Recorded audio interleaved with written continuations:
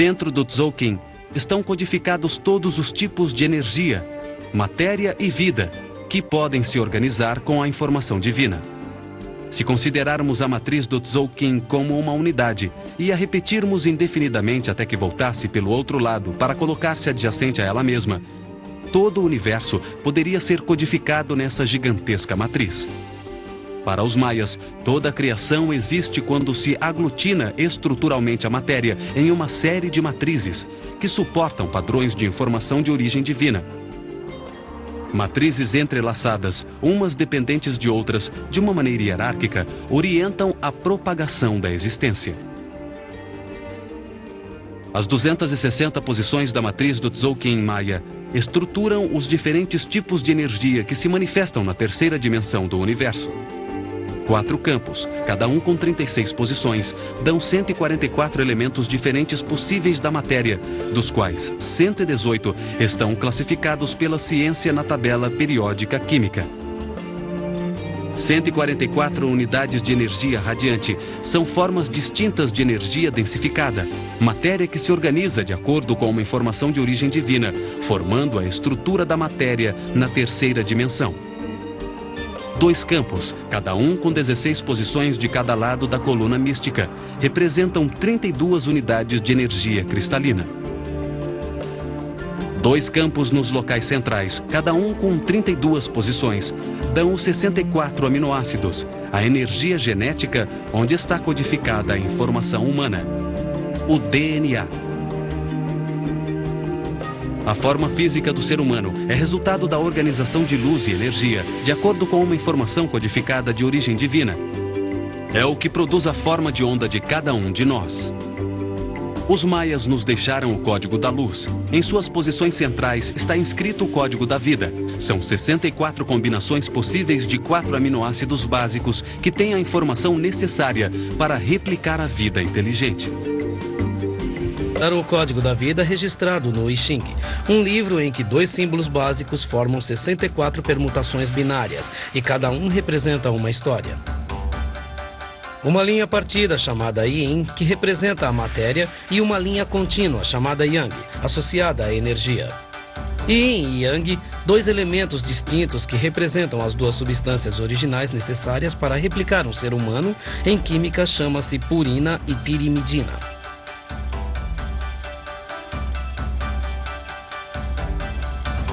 A purina é formada por 5 átomos de carbono e 4 de nitrogênio, que se organizam em um anel hexagonal unido a um anel pentagonal.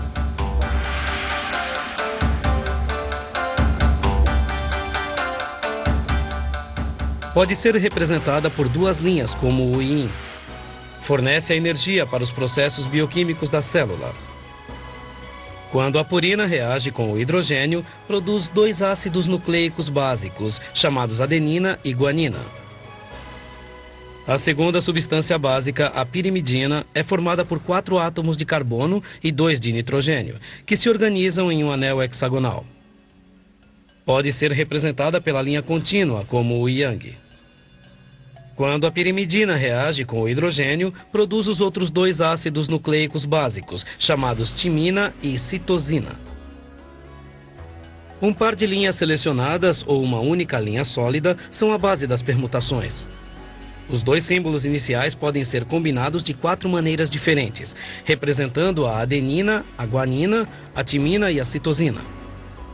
As 4 bases combinam entre si, unindo-se de 3 em 3. Isso produz 64 combinações possíveis. São combinações que formam os 20 aminoácidos conhecidos.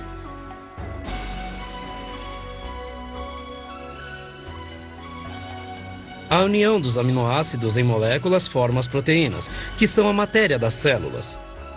Sua função é importantíssima para a vida, porque são a estrutura que aglutina a matéria que forma os tecidos, controla suas funções e sua reprodução. As proteínas em forma de enzimas e hormônios regulam o organismo, o pH e a viscosidade dos líquidos biológicos, seus impulsos nervosos, o transporte das substâncias e das calorias, que permitem a vida.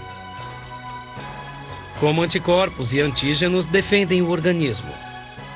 Organizam-se em duas correntes de moléculas entrelaçadas como um espiral helicoidal, ao redor de um eixo central. Suas combinações formam o código genético. São como duas infinitas escadas em caracol. Cada degrau é formado por 3 anéis, 2 hexagonais e 1 pentagonal.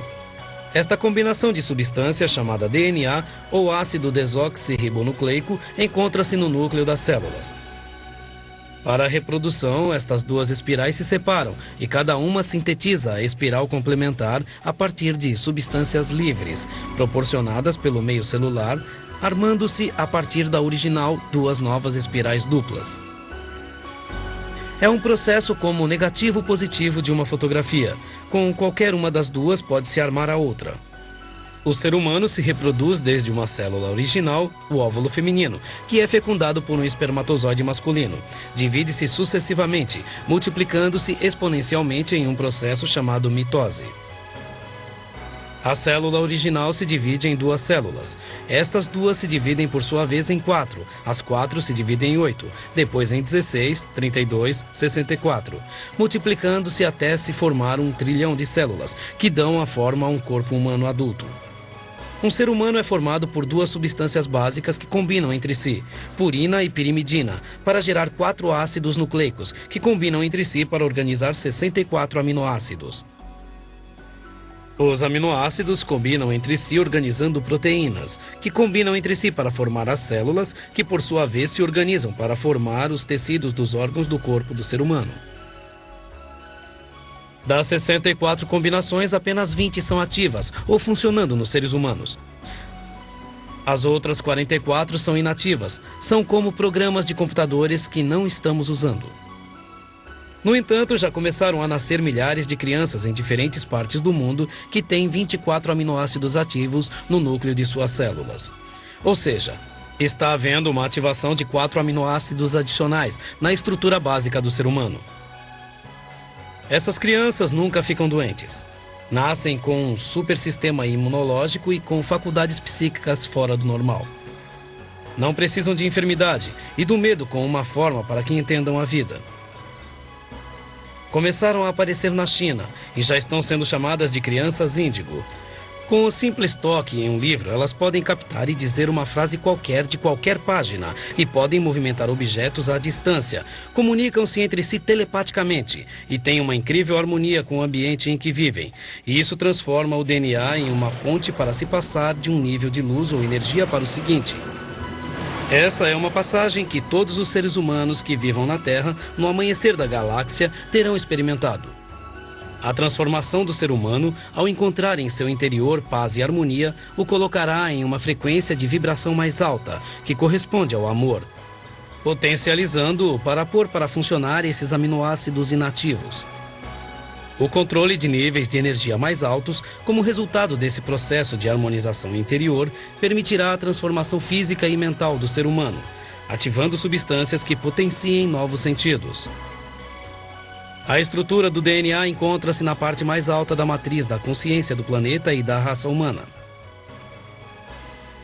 onde só se encontra o amor. Devemos tomar consciência dos poderes do ser humano, da magia que se pode realizar, para que ele se converta em um ser multidimensional e possa percorrer o mesmo caminho que Cristo veio nos ensinar. É preciso aceitar que o universo é muito mais que o que percebemos com nossos conhecidos e limitados sentidos. Que não se trata de levar a cabo processos de acúmulo ou posse de objetos e pessoas. Precisamos perceber que o ser humano não está só no universo. Que existem outros seres ou entidades de existências paralelas, os anjos, os principais, Enoque, Tote e Saint-Germain, os seres de luz, as fadas e as consciências galácticas. É necessário encontrar um caminho que leve à telepatia, um caminho em que o ser humano tenha tanta energia interna que seja capaz de irradiá-la permanentemente. Um caminho sincronizado com os ciclos da natureza e com a mente aberta para a galáxia. Os maias previram que desde 1999 temos só 13 anos para despertar, porque a base essencial do universo é a liberdade de consciência. E para encontrá-la sempre teremos 2 caminhos, um de céu e outro de inferno. Os perigos anunciados, como os cometas, são situações úteis para conduzir o ser humano para o aprendizado.